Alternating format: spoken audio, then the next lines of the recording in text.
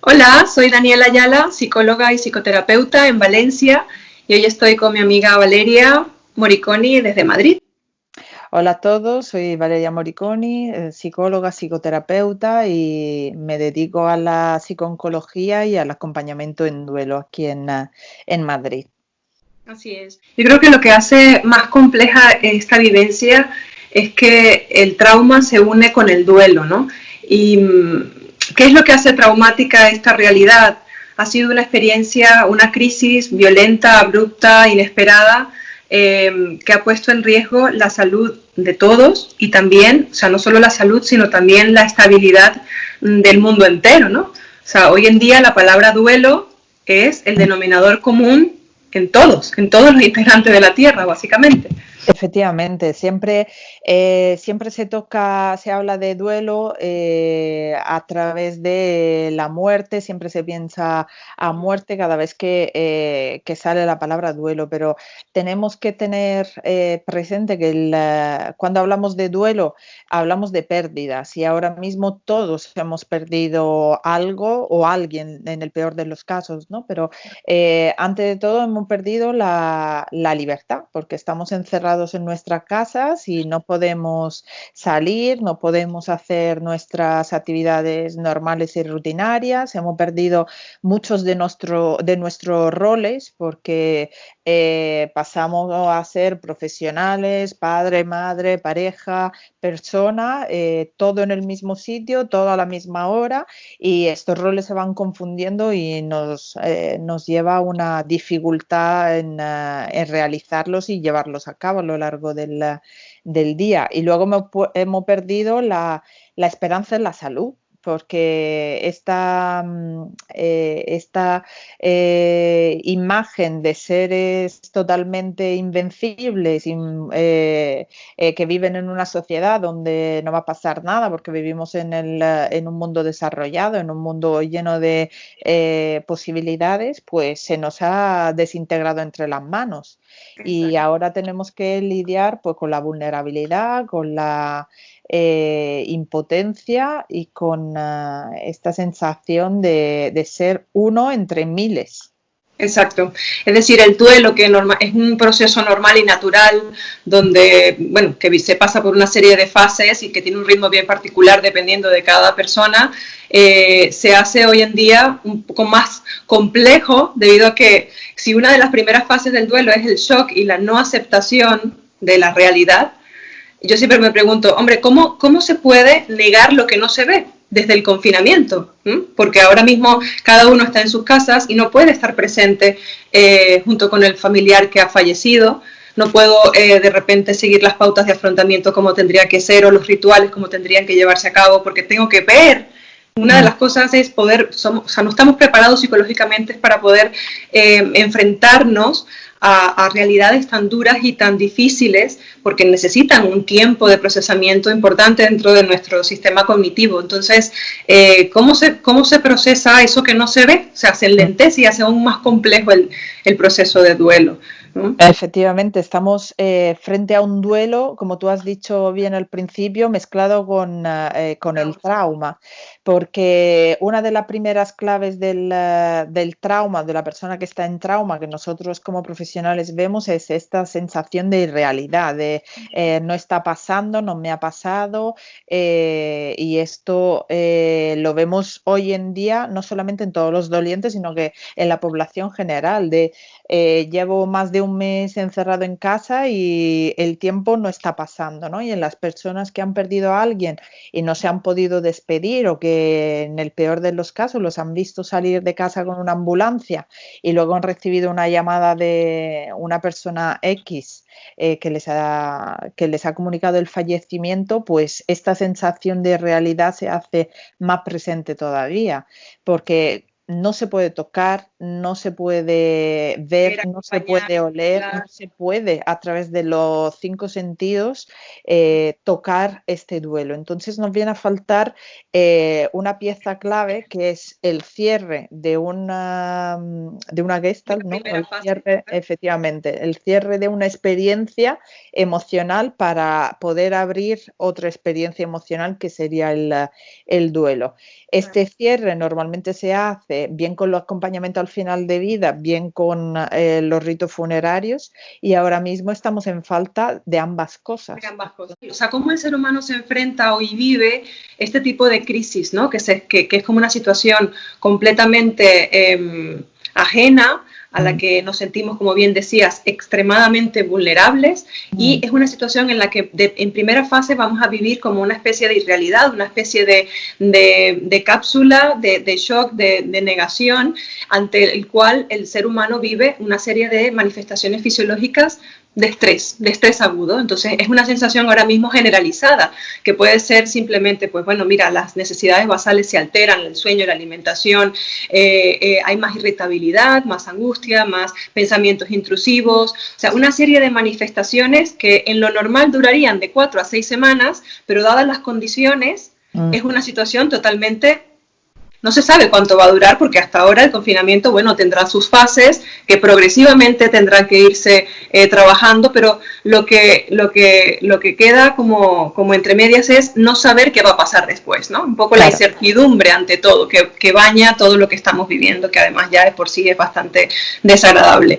Entonces, todas estas manifestaciones son normales y qué tipo de pautas de afrontamiento, o a pesar de las pautas de afrontamiento que son las que normalmente se dan, podría facilitar realmente esta situación de duelo generalizado que estamos viviendo. Pues, ¿cómo lo podemos hacer? Antes de todo, utilizar, pues, por ejemplo, la tecnología que hasta ahora nos ha hecho esclavos de un mundo individual e individualizado, pues ahora mismo no puede servir, la tenemos que utilizar efectivamente para construir esta red de apoyo que hasta ahora ha sido tangible y ahora mismo tiene que ser una red de apoyo virtual, pero con la misma fuerza y con la misma potencia que tiene una red de apoyo en carne y huesos, ¿no? Físico, claro.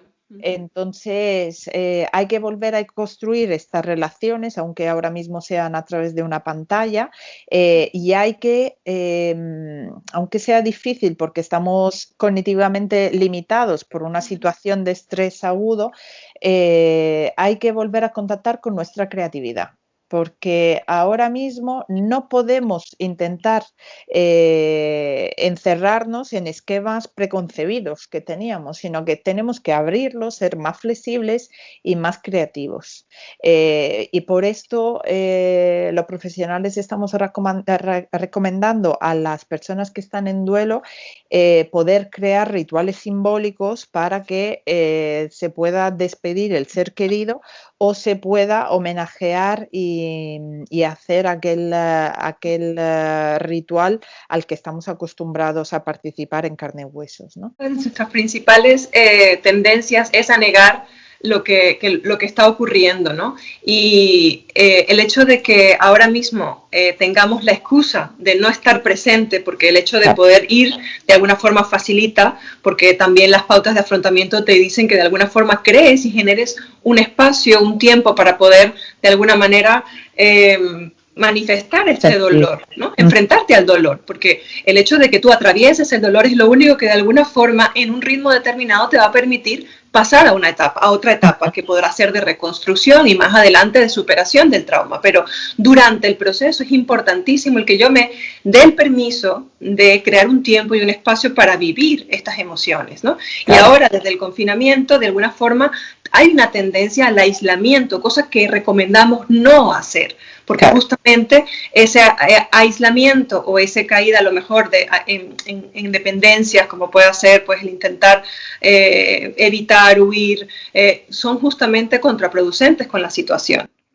Efectivamente, si ya de por sí el duelo es una condición donde nos sentimos aislados porque nadie nos entiende o por el otro lado no queremos que los demás vayan cargando con nuestra propia pena en nuestra tristeza, ahora mismo es una situación común y real, ¿no?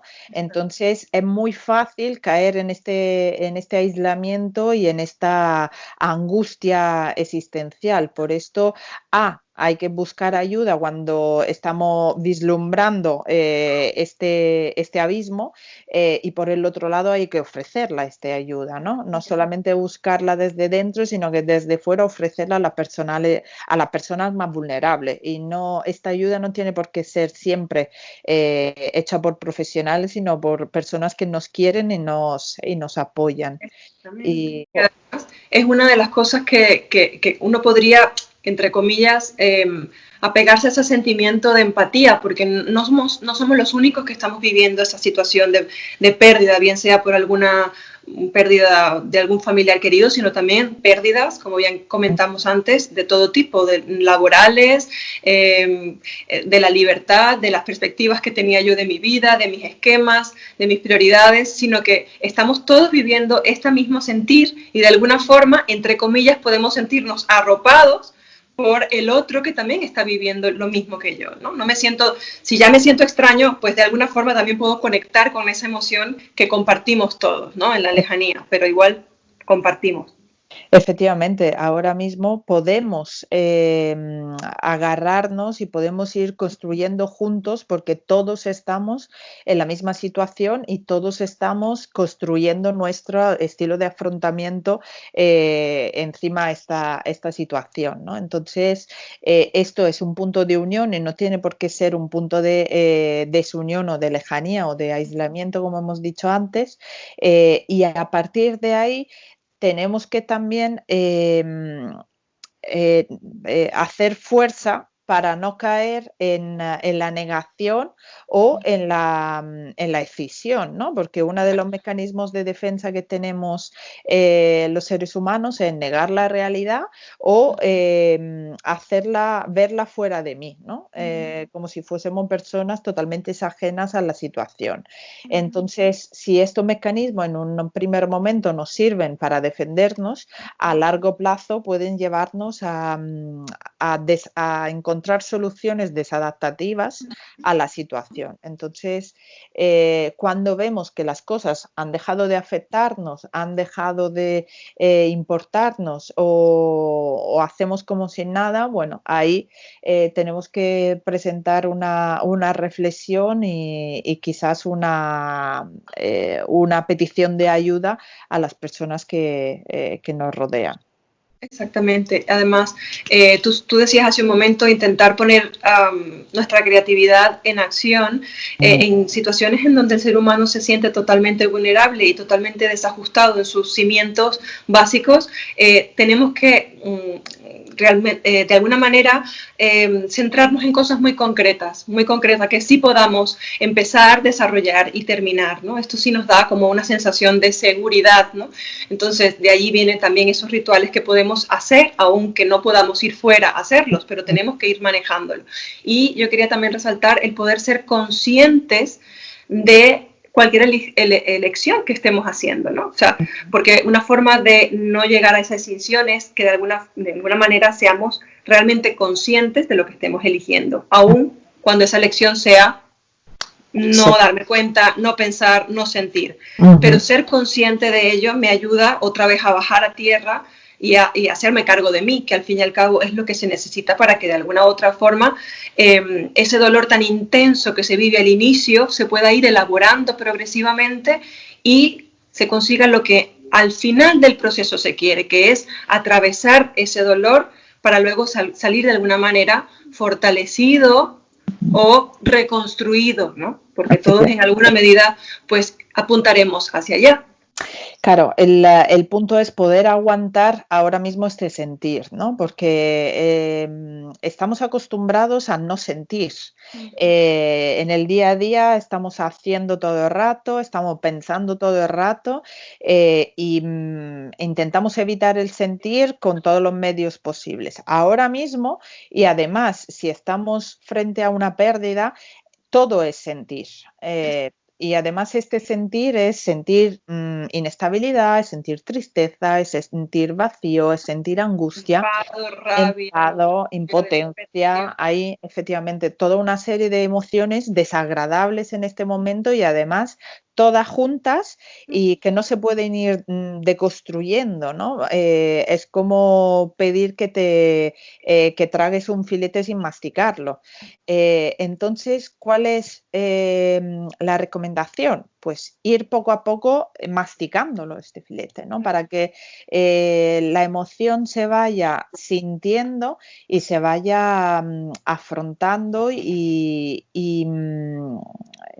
mirando a la cara, ¿no? Atravesando, porque la única forma de salir de las tinieblas es ir andando con paso con cuidado, pero hay que ir atravesándolo para poder llegar al otro lado, que será, pues, en el mejor de los casos, no solamente un contacto con el ser querido fallecido, sino una reconstrucción del significado de mi vida y de la sociedad que me rodea. Exacto. En ningún momento pretender que esto tiene atajos, ¿no? En ningún momento pretender que uno puede salir más rápido de una situación determinada, porque no. Es decir, nos estamos enfrentando ahora mismo y sin salida al sufrimiento, a la desesperación y a algo desagradable.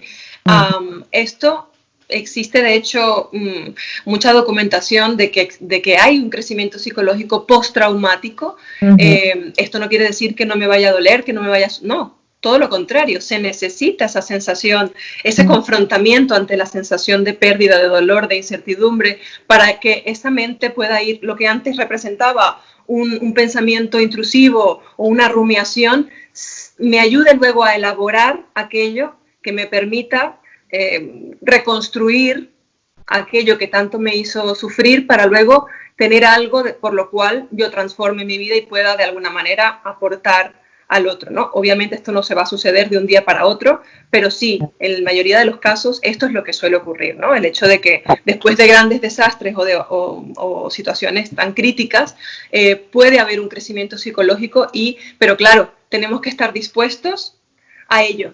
Y por eso siempre resaltamos el hecho de ser conscientes de las elecciones que hagamos, ¿no? Efectivamente.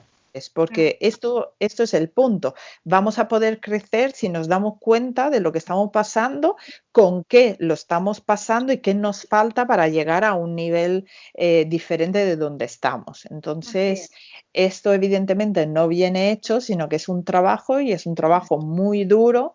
Que todos estamos enfrentados a él en este momento, y a veces no solamente lo tenemos que hacer por nosotros, sino tenemos que acompañar en este camino a las personas que están a nuestro lado o que no pueden darse cuenta de todo esto, ¿no? Así es. Eso, un poco el recoger, el hecho de pedir ayuda, de poder aferrarnos a lo concreto, a seguir las pautas de afrontamiento, de autocuidado, y el poder intentar hacerle frente a esas emociones durante nuestro proceso y en nuestra capacidad de hacerle frente, pero siendo siempre conscientes de esas elecciones que hacemos.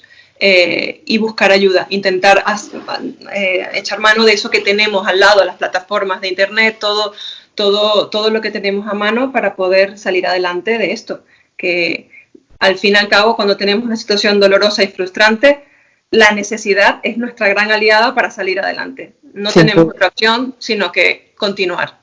Sin duda. Pues muchas gracias a ti y esperemos vernos pronto, bien por tecnología o bien que podamos abrazarnos pronto. Bueno, un beso muy fuerte. Adiós. Hasta luego.